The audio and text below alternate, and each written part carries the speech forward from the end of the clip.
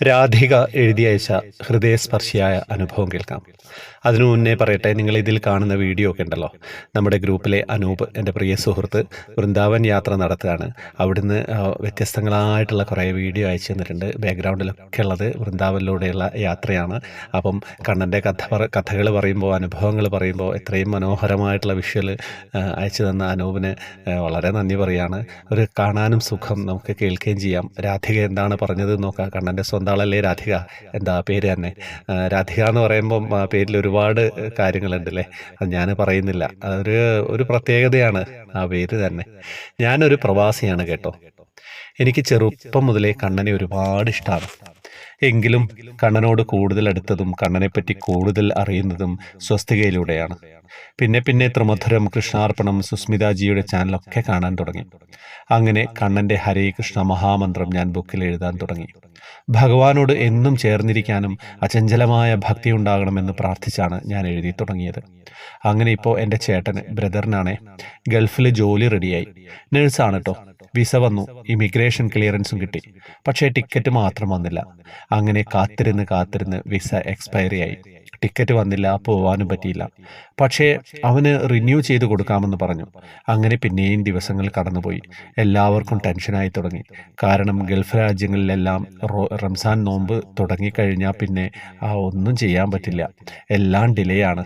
അപ്പോൾ അതിനു മുമ്പ് പോകാൻ പറ്റിയാൽ രക്ഷപ്പെട്ടു, ഇല്ലെങ്കിൽ ചിലപ്പോൾ നോമ്പ് തീരും വരെ വെയിറ്റ് ചെയ്യേണ്ടി വരും. അപ്പോൾ ഞാൻ കണ്ണനോട് പ്രാർത്ഥിച്ചു, എൻ്റെ കണ്ണ, നോമ്പ് തുടങ്ങും മുമ്പ് തന്നെ എല്ലാം ശരിയാക്കി എൻ്റെ ചേട്ടന് പോകാൻ പറ്റണേന്ന്. ഈ കാര്യം പറഞ്ഞ് ഞാൻ ഹരേ കൃഷ്ണ നാമം എഴുതാൻ തുടങ്ങി. ഈ നാമം 108 തവണ എഴുതി തീരുമ്പോഴേക്കും എല്ലാം ഓക്കെ ആക്കി തരണേ എന്ന് പറഞ്ഞാണ് ഞാൻ എഴുതി തുടങ്ങിയത്. അങ്ങനെ ഓരോ ദിവസവും ഓരോ പേജാണ് ഞാൻ എഴുതുന്നത്. അങ്ങനെ 108 തികയാൻ ഇനി ഒരു പേജ് കൂടിയേ ബാക്കിയുള്ളൂ. അപ്പോൾ എനിക്ക് പീരീഡ്സ് ആയി. ആ സമയത്ത് ഞാൻ എഴുതാറില്ല. അങ്ങനെ കുറച്ച് ദിവസങ്ങൾ കൂടി കടന്നുപോയി. അവസാനം നാമം 108 തവണ എഴുതി തീർന്നു. പക്ഷെ ഒന്നും ആയില്ല. ഞാൻ വിട്ടില്ല കേട്ടോ, വീണ്ടും എഴുതാൻ തുടങ്ങി. അത് 108 തീരും മുന്നേ വിസ വന്നു. പക്ഷേ ഇനിയുമുണ്ട് കടമ്പകൾ. വീണ്ടും മെഡിക്കൽ എടുത്തു, അയച്ചു കൊടുത്തു. ഇനി ഇമിഗ്രേഷൻ ക്ലിയറൻസും ടിക്കറ്റും കിട്ടണം. അങ്ങനെ ടിക്കറ്റ് വന്നു, ഫെബ്രുവരി 15 രാത്രി. അങ്ങനെ ട്രാവൽ ചെയ്യണം. പക്ഷേ അപ്പോഴും ഇമിഗ്രേഷൻ ക്ലിയറൻസ് കിട്ടിയില്ല. അതില്ലാതെ പോവാൻ പറ്റില്ല. ഞാൻ കണ്ണനോട് പറഞ്ഞു, എൻ്റെ കണ്ണ, ഒന്ന് ശരിയാക്കി തരണേ എന്ന്. ക്ലിയറൻസ് കിട്ടേണ്ടത് ഇന്ത്യൻ എംബസിയിൽ നിന്നാണ്. ട്രാവൽ ചെയ്യേണ്ടതിൻ്റെ തലേ ദിവസം രാത്രി വരെ ഞങ്ങൾ വെബ്സൈറ്റ് ചെക്ക് ചെയ്തു, വന്നിട്ടില്ല. ട്രാവൽ ചെയ്യേണ്ടത് സൺഡേ നൈറ്റാണ്. അന്ന് എംബസി അവധിയായതുകൊണ്ട് അത് നടക്കില്ല എന്ന് ഏതാണ്ട് ഉറപ്പായി. വീണ്ടും പ്രതീക്ഷയെല്ലാം പോയി, പോകാൻ പറ്റിയില്ല. പിന്നെ 2 ദിവസം കൂടി കഴിഞ്ഞാൽ റംസാൻ തുടങ്ങും. ഏജൻസി വഴിയാണ് പോകുന്നത്. അവർ പറഞ്ഞു ടിക്കറ്റ് റീഷെഡ്യൂൾ ചെയ്ത് തരാമെന്ന്. പക്ഷേ ഉറപ്പില്ല.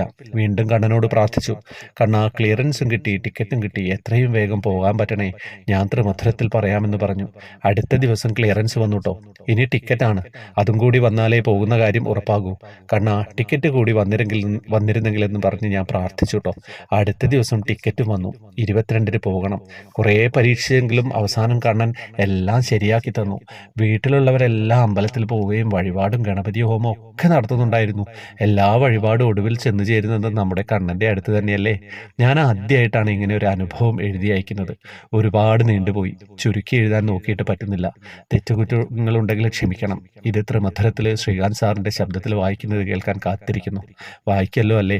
ഹരേ കൃഷ്ണ, ശ്രീ രാധാകൃഷ്ണ അർപ്പണമസ്തു. രാധിക എഴുതിയത് ഭഗവാന് വായിക്കാൻ പറ്റിയില്ലെങ്കിൽ ഭഗവാന് കൊടുക്കേണ്ടതല്ലേ നമ്മൾ. രാധികയുടെ എഴുത്ത് പ്രത്യേകിച്ച് ഭഗവാൻ ഇഷ്ടപ്പെടും. വളരെ വൃത്തിയായിട്ട് നല്ല കയ്യക്ഷരത്തിലാണ് എഴുതി തന്നത്.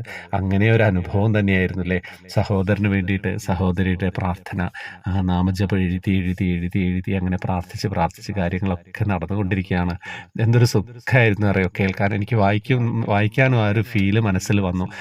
അനൂപിൻ്റെ വീഡിയോ ഉണ്ട്. വൃന്ദാവനിലൂടെയാണല്ലോ നമ്മളെ യാത്ര അല്ലേ. എന്താ കഥ, എന്തൊരു സുഖമാണ്, എന്നും പറയാനില്ല. എന്താ പറയേണ്ടതെന്നറിയില്ല. എന്താ പറയുക, ഒരു രക്ഷയില്ല. ഇങ്ങനെയൊക്കെയാണ്. നമ്മുടെ വാട്സപ്പ് ഗ്രൂപ്പിലേക്ക് വരുന്നവർക്കൊക്കെ വരാട്ടോ. ജോയിൻ ബട്ടണിലൂടെ വരണം. ഫേസ്ബുക്ക് കമൻറ്റ് ബോക്സിൽ ഡീറ്റെയിൽസ് ഉണ്ടാവും. വേറെ വിശേഷങ്ങളൊന്നുമില്ല. പിന്നെ അങ്ങനെയൊക്കെ പോട്ടെ കാര്യങ്ങൾ. ഓക്കെ, അപ്പോൾ രാധിക എല്ലാവരിലേക്കും എത്തിക്കുന്നു പ്രതീക്ഷിക്കുന്നു. ഹരേ കൃഷ്ണ.